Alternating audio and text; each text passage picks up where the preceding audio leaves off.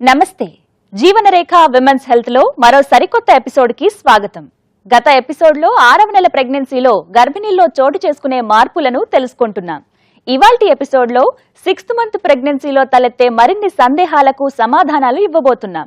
Baby kicking, కాళ్లల్లో తిమ్మిర్లు, ఈ సమయంలో బయటపడగల pre ఎగ్లాంప్సియా condition, ఎలాంటి కండిషన్స్ ని ఇగ్నోర్ చేయాలి, ఎలాంటి కండిషన్స్ ని చేయకూడదు, ఇలాంటి అంశాల సమాహారమే ఈనాటి జీవనరేఖ విమెన్స్ హెల్త్.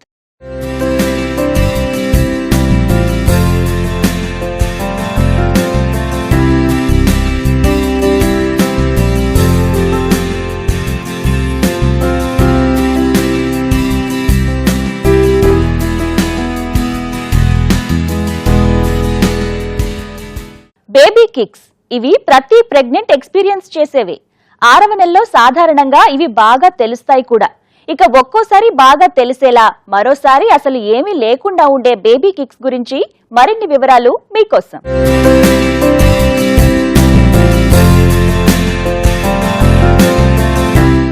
6వ నెల ప్రెగ్నెన్సీలో గర్భిణీ తనలో ఎదుగుతున్న బేబీ కిక్స్ ని ఎక్స్పీరియన్స్ చేస్తుంది. ఆమ్నియోటిక్ ఫ్లూయిడ్స్ లో తేలుతూ ఉంటే ఫీటస్ తన బుల్లి మోచేతులు, పాదాలు, మడమలను కిక్ చేస్తూ ఉంటే ఆ కదలిక సహజంగానే ఆయా స్త్రీకి ఎంతో సంతోషాన్ని ఇస్తుంది. బేబీ కికింగ్ సరదాగా ఉంటుంది, కానీ అది జరిగే ఫ్రీక్వెన్సీని బట్టి అనేక సందేహాలకు తావివ్వగలదు. బేబీ కిక్స్ వెనుక కారణాలు ఏంటి అని చూస్తే, బేబీ కిక్ మూమెంట్స్ అనేది గర్భిణీ స్త్రీకి జనరల్ గా 5వ నెల కంప్లీట్, ఫస్ట్ ప్రెగ్నెన్సీలో అయితే 5వ నెల కంప్లీట్ అయినాకనే తెలుస్తూ ఉంటుంది. రెండో ప్రెగ్నెన్సీలో కనీసం 20వ వారం నుంచి వాళ్ళకి కిక్స్ తెలుస్తూ ఉంటుంది. అయితే ఈ కిక్స్ అనేది ఫస్ట్లో చాలా మటుకు కొంచెం కదలికలాగా తెలుస్తూ ఉంటుంది, లేదా కొంతమందికి పూర్తిగా తిరిగినట్టు తెలుస్తూ ఉంటుంది. కొంతమందికి 6వ నెల వచ్చాక కూడా మాకు ఏమీ కిక్స్ తెలియట్లేదు అంటారు. కొంతమందికి అది తెలుసుకోవటం కష్టం అవుతూ ఉంటుంది. ఎలాగైతే పసిపిల్లలు రాకింగ్ మూమెంట్స్ కి కాస్త శాంతిస్తారో, అలాగే కడుపులో ఉన్న బేబీ కూడా అమ్మ కదులుతూ ఉంటే హాయిగా రిలాక్స్డ్ గా ఉంటుంది.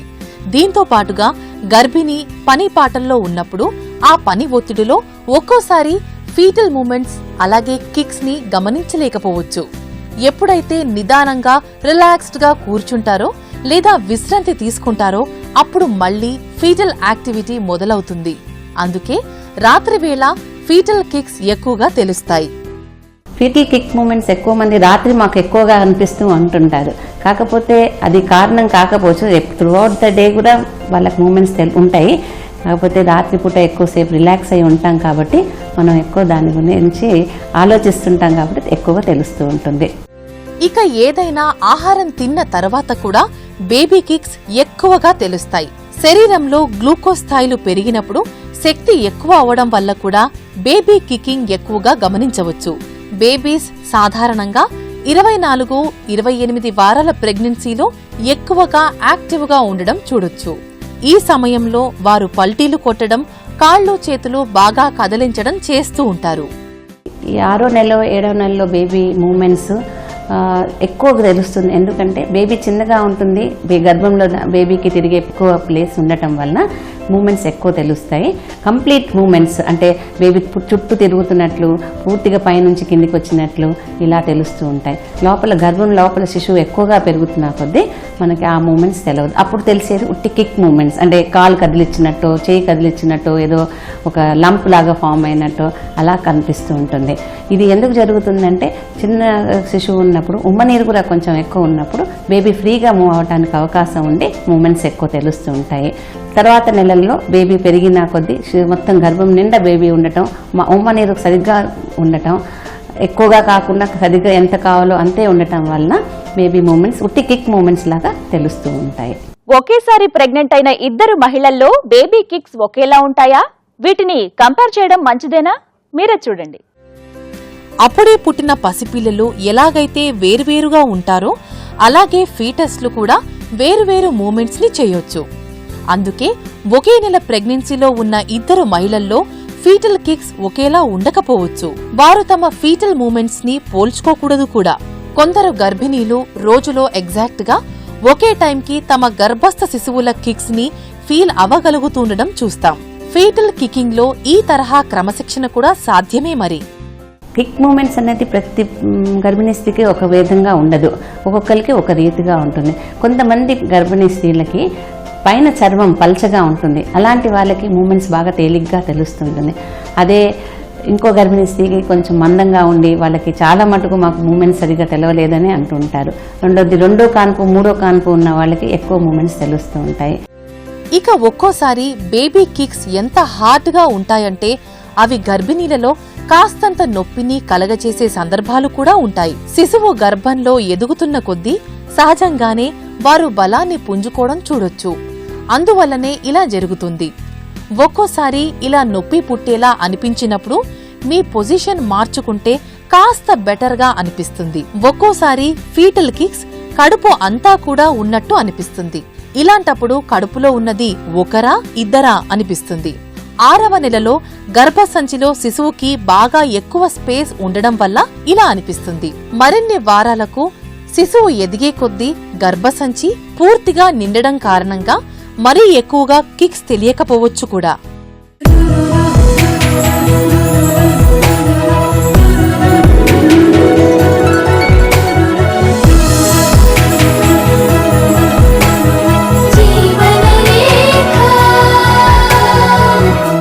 ప్రెగ్నెన్సీలో వచ్చే లెగ్ క్రాంప్స్ వెనుక కారణం ఇప్పుడు చూద్దాం.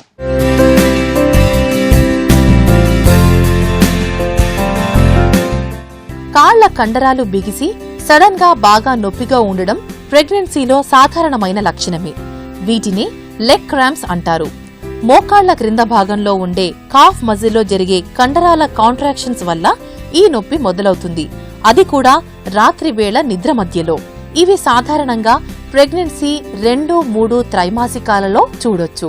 దీని వెనుక కారణాలు అవి అని ఖచ్చితంగా తెలియరాలేదు కానీ గర్భంలో ఉండే శిశువు వెయిట్ ని మోయడం వల్ల లెగ్ క్రాంప్స్ రావచ్చు అని ఒక థియరీ చెప్తోంది. ఇక ఇతర కారణాలు చూస్తే గర్భిణీ స్త్రీలు చాలా మంది వచ్చి అంటూ ఉంటారు, మాకు రాత్రి పూట కొంకర్లు పోయినాయి, కాలు కొంకర్లు పోయినాయి, వేలు కొంకర్లు పోయినాయి అని అంటుంటారు. ఇది ఎక్కువ భాగం రాత్రిపూట జరుగుతూ ఉంటుంది. ప్రొద్దునంతా వాళ్ళు నిలిచి పనిచేయటము, రక్త ప్రసారం సరిగ్గా లేకపోవటం వల్ల, తర్వాత నిద్రపోయటానికి పనుకునే టైంలో కాళ్ళలో రక్త ప్రసారం సరిగ్గా తిరిగి వెనక్కి రాకపోవటం వలన వాళ్ళకి ఈ కొంకర్లు పోవటం అనేది జరుగుతుంటుంది. ఇది చాలా మటుకు రక్త ప్రసారం లోపం వల్లనే అవుతూ ఉంటుంది. అయితే ఇలాంటి వాళ్ళు అంతగా నీరు తాగాల్సి వస్తుంది. రెండోది తగినంత వ్యాయామం చేయాల్సి వస్తుంది. మంచిగా రోజంతా నడిచిన వాళ్ళకి బ్లడ్ సర్క్యులేషన్ బాగా ఇంప్రూవ్ అయ్యి దీనివల్ల ఈ కొంకలు రావటం తగ్గుతుంది. ఇంకా దీనికి తగినట్టు కూడా కొన్ని సప్లిమెంట్స్ అంటే లియోకార్నిటిన్ అంటాము, అది కూడా రక్త ప్రసారాన్ని ఇంప్రూవ్ చేస్తుంది కాళ్ళల్లో. దానివల్ల కూడా ఈ లెగ్ క్రాంప్స్ తగ్గుతాయి. చాలా మందికి ఈ ఎలక్ట్రోలైట్స్ డెఫిషియన్సీ అంటే పొటాషియము సోడియం తక్కువ ఉన్నప్పుడు కూడా ఈ కొంకర్లు పోయే అవకాశం ఉంటుంది. ఇలాంటి వాళ్ళు రాత్రి పండుకునేటప్పుడు కొంచెం ఎలక్ట్రాల్ పౌడరు ఏదైనా తీసుకొని నిద్రపోతే ఈ కొంకలు రాకుండా ఉంటాయి. లెగ్ క్రాంప్స్ వల్ల నిద్ర కూడా పట్టడం లేదని కొందరు గర్భిణీలు వాపోతూ ఉంటారు. మరి ఇలాంటి వారు ఎలాంటి జాగ్రత్తలను పాటించడం ద్వారా ఉపశమనం పొందవచ్చో ఇప్పుడు చూద్దాం. లెగ్ క్రాంప్స్ అనేవి ఎంత పెయిన్ఫుల్ గా ఉంటాయో అనుభవించే వారికే తెలుస్తుంది. మంచి నిద్రలో కాలు లాగుతూ విపరీతమైన నొప్పి కలగచేస్తే వెంటనే కాలుని స్ట్రైట్ గా చేయాలి. అంతేకాదు స్ట్రెచ్ చేయాలి. ఎక్కడైనా రావచ్చు మజిల్ క్రాంప్స్, కానీ ఎక్కువగా మనకి కాఫ్ మజిల్స్ లో లేకపోతే యాంకిల్ అండ్ ఫుట్ అంటే మడెం దగ్గర లేకపోతే థై తొడల దగ్గర ఎక్కువ అనిపిస్తాయి మనకు క్రాంప్స్ అనేవి.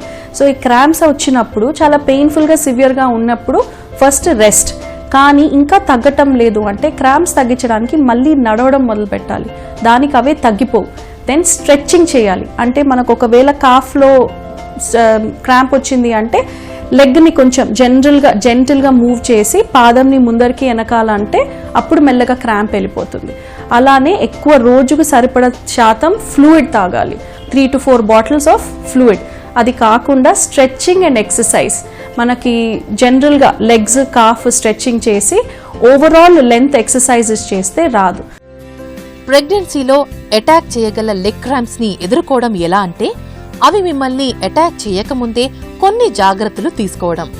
ఉదాహరణకు సింపుల్ స్ట్రెచ్ ఎక్సర్సైజెస్ ని రోజు పడుకునే ముందు చేయడం. ఇది ఎలా చేస్తారు అని చూస్తే పడుకునే ముందుగానే ఒక గోడకి ఎదురుగుండా 2 అడుగుల గ్యాప్లో నిల్చుని మీ అరిచేతులను ఫ్లాట్ గా గోడపై ఉంచి మీ మడమలు నేలపై ఉంచుతూనే గోడవైపుగా అరిచేతుల ఆసరాగా మీ బాడీని నెమ్మదిగా ముందుకు పుష్ చేయండి. ఇలా ఒక్కోసారి 10 సెకన్లు పుష్ చేస్తూ మరో 5 సెకన్ల పాటు గ్యాప్ ఇవ్వండి. ఈ విధంగా 3 సార్లు చేయడం ద్వారా రాత్రివేళ క్రాంప్స్ వల్ల ఇబ్బంది పడకుండా ఉండొచ్చు. గుర్తుంచుకోండి, బాగా ఫ్లూయిడ్స్ తాగుతూ కాస్త ఫిజికల్ ఫిట్నెస్ మెయింటైన్ చేయడం ద్వారా లెగ్ క్రాంప్స్ ని సాధ్యమైనంత వరకు తగ్గించుకోవచ్చు. సాధారణంగా కన్సీవ్ అయిన సమయంలో కాస్తంత బ్లీడింగ్ అయినా భయమేస్తుంది, గర్భం ఉందా పోయిందా అని. కానీ 2-3 ట్రైమిస్టర్స్ లో చాలా తేలిగ్గా స్పాటింగ్ అవ్వడం గురించి ఆందోళన చెందాలా? ఇప్పుడు చూద్దాం. ప్రెగ్నెన్సీలో టెన్షన్ తెచ్చే కారణాలు ఎన్నో ఉంటాయి. వాటిలో ఒకటి లైట్ గా బ్లీడింగ్ లేదా స్పాటింగ్ కావడం. 2-3వ ట్రైమిస్టర్లో తేలికపాటి ఎరుపు రంగులో కొద్దిగా బ్లీడ్ అయినట్టు అనిపిస్తే గుండె ఆగినంత పని అవుతుంది. సెక్షువల్ ఇంటర్కోర్స్ లో భాగంగా లేదా గైనిక్ దగ్గరికి వెళ్లినప్పుడు, ఇంటర్నల్ చెకప్ చేయించినప్పుడు గర్భాశయ ముఖద్వారం కాస్త రాపిడికి గురికావడం వల్ల ఇలా జరగడం సహజం. ఎక్కువగా బ్లీడింగ్, స్పాటింగ్ అవుతుంటే మాత్రం వైద్య సహాయం తీసుకోవాలి. ప్లసెంటా అంటే మాయ అంటారనమాట. బేబీని మదర్కి కనెక్ట్ చేస్తుంది ప్లసెంటా. ఈ ప్లసెంటాకి సంబంధించిన ప్రాబ్లం అయి ఉండొచ్చు. ప్లసెంటా మామూలుగా యూట్రస్లో పై భాగంలో ఉంటుంది. ఒక్కొక్కసారి అది కింద భాగంలో డెవలప్ అయినప్పుడు అది కొంచెం యూట్రస్ పెరిగేటప్పుడు డిస్టర్బ్ అయ్యి బ్లీడింగ్ రావచ్చు. దీన్ని ప్లసెంటా ప్రీవియా అంటారు. ఇలాంటి ప్లసెంటా క్రింద ఉన్నప్పుడు కొద్దిగా బ్లీడింగ్ అయినప్పుడే చూసామంటే పేషెంట్కి కంప్లీట్ బెడ్ రెస్ట్లో పెట్టి బ్లీడింగ్ ఆగేంత వరకు మానిటర్ చేస్తాం అనమాట. చాలా ఎక్కువ బ్లీడింగ్ అయితే ఆ బ్లడ్కి బేబీకి పోయే సర్క్యులేషన్ డిస్టర్బ్ అయిందనుకోండి, అది మదర్కి బ్లీడింగ్ వల్ల ప్రమాదం అవుతుంది. బేబీకి కూడా బ్లడ్ సప్లై తగ్గిపోతే బేబీ ప్రాణాల మీద కూడా ప్రమాదం రావచ్చు. ఇంకోటి ఏంటంటే అలాగే ప్లసెంటా ఒక్కొక్కసారి కొంతమంది పేషెంట్స్కి ప్రెగ్నెన్సీలో బీపీ కూడా ఉంటుంది. హై బీపీ వల్ల ఒక్కొక్కసారి కొన్ని బ్లడ్ వెజల్స్ లోపల చిట్లిపోయి ప్లసెంటాకు సంబంధించినవి ప్లసెంటా సెపరేట్ అయిపోయి అబ్రప్షియో ప్లసెంటా లేకపోతే యాక్సిడెంటల్ హెమరేజ్ అంటారు దీన్ని. సో అలాంటి పరిస్థితుల్లో కూడా బ్లీడింగ్ కావచ్చు. ముందు కొద్దిగా కనపడినా, కడుపు నొప్పితో పాటు బ్లీడింగ్ కనపడినా వెంటనే రావాలి. ఇంకొకటి ప్రిమెచ్యూర్ లేబర్, అన్నిటికంటే మోర్ ఇంపార్టెంట్ వీటన్నిటికంటే ఏంటంటే ప్రిమెచ్యూర్ లేబర్కి సూచన కావచ్చు.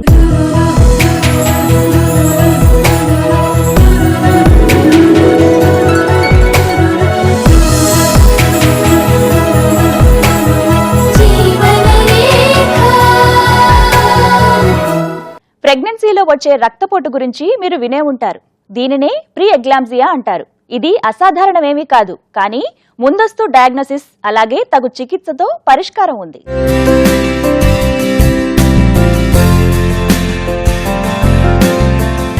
Pregnancy induced hyper tension pre eclampsia అని అంటారు. ప్రెగ్నెన్సీ ముందు దాకా అసలు రక్తపోటులో హెచ్చు అనేది ఎరగని వారిలో ప్రెగ్నెన్సీలో రక్తపోటు అమాంతంగా పెరుగుతూ పోయి బోలెడు ఇబ్బందులు తీసుకొస్తుంది.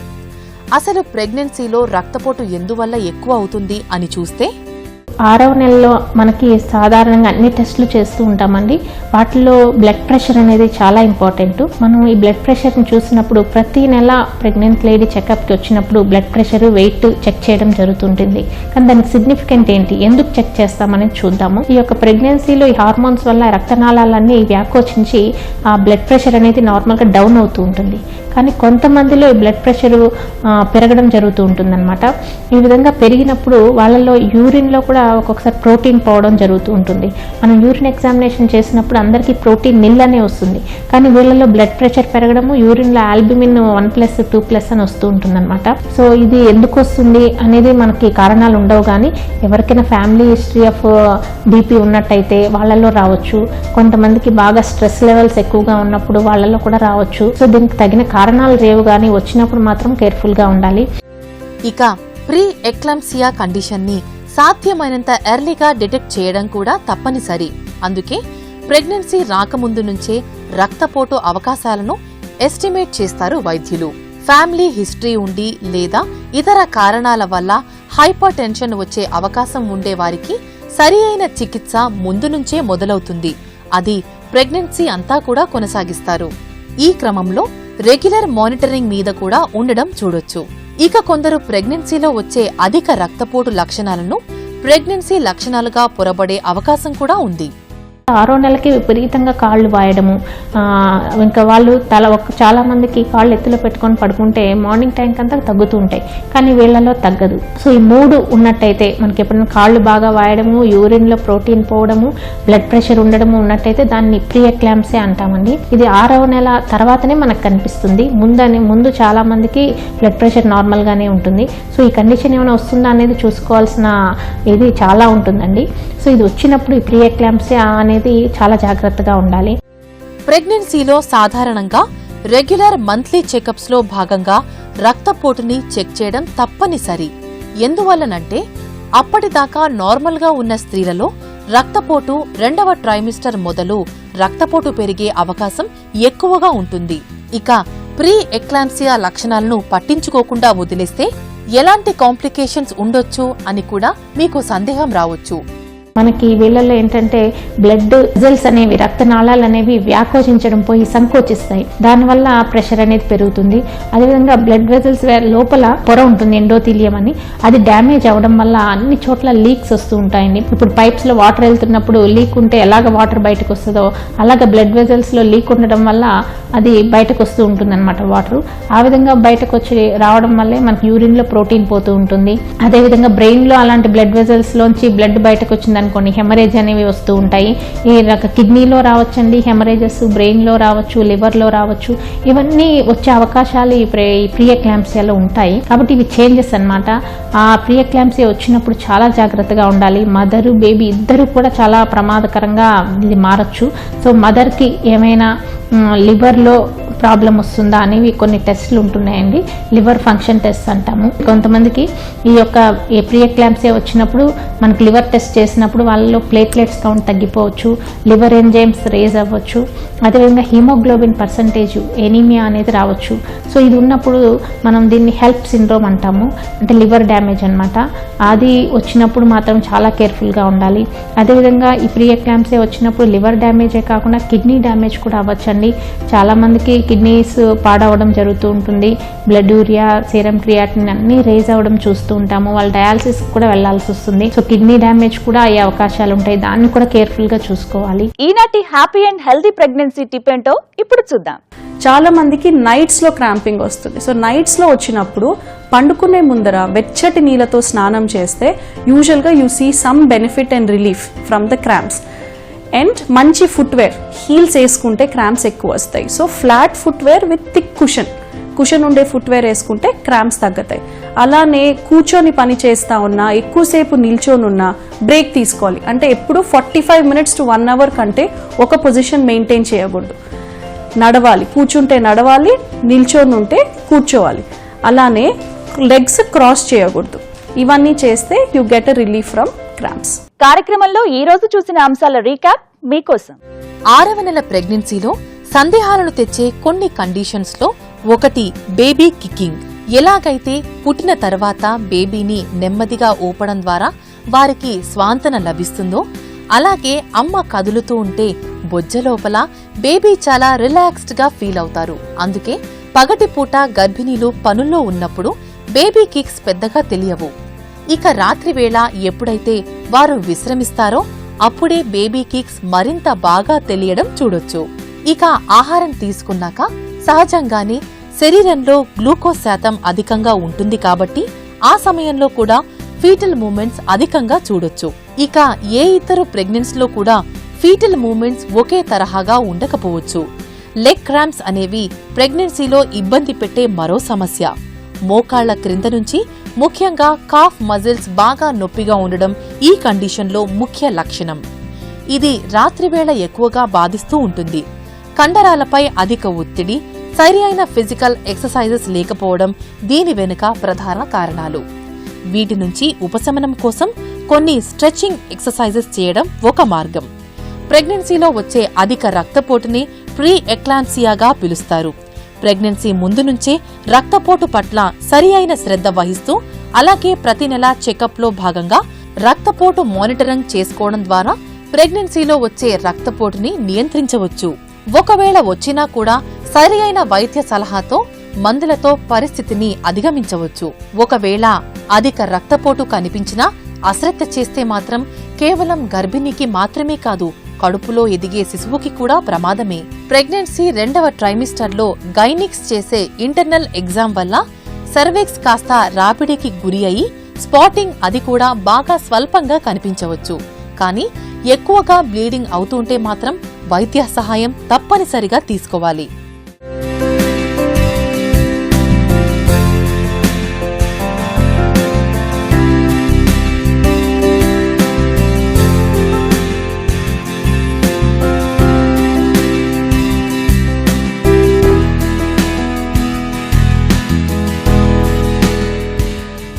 చక్కటి అవగాహనతో మాత్రమే హ్యాపీ ప్రెగ్నెన్సీ సాధ్యపడుతుంది. మరో అంశంతో మళ్ళీ మీ ముందుంటుంది మీ జీవనరేఖ విమెన్స్ హెల్త్. నమస్తే. జీవనరేఖ విమెన్స్ హెల్త్ కార్యక్రమాన్ని మీరు www.youtube.com/ETV Life Indiaలో చూడొచ్చు మరియు www.facebook.com/ETV Life India అలాగే www.twitter.com/ETV Life Indiaలో ఫాలో చేయొచ్చు.